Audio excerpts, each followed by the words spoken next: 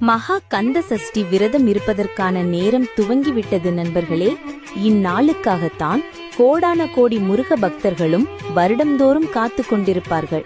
அனைவரும் எதிர்பார்த்த மகா கந்த சஷ்டி விரதமானது இந்த ஆண்டு அக்டோபர் மாதம் 22ஆம் தேதி தொடங்கி 27ஆம் நாள் முடிவடைகிறது.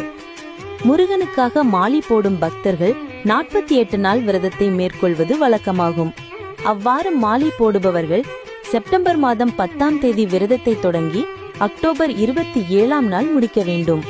இந்த 48 நாட்களும் எந்த அசைவ உணவுகளையும் எடுத்துக்கொள்ளாமல் தினமும் 2 வேளை குளித்து உடலையும் மனதையும் பரிசுத்தமாக வைத்துக் கொள்வது அவசியமாகும். மேலும் சஷ்டி விரதம் இருப்பவர்கள் தினமும் பஞ்சகவ்ய விளக்கேற்றி முருகனை வழிபாடு செய்வது அவசியமாகும். அதோடு சஷ்டி கவசம், சண்முக கவசம் போன்ற பாடல்களை படிப்பதால் எதற்காக விரதம் இருக்கிறீர்களோ அது விரைவில் கைகூடும்.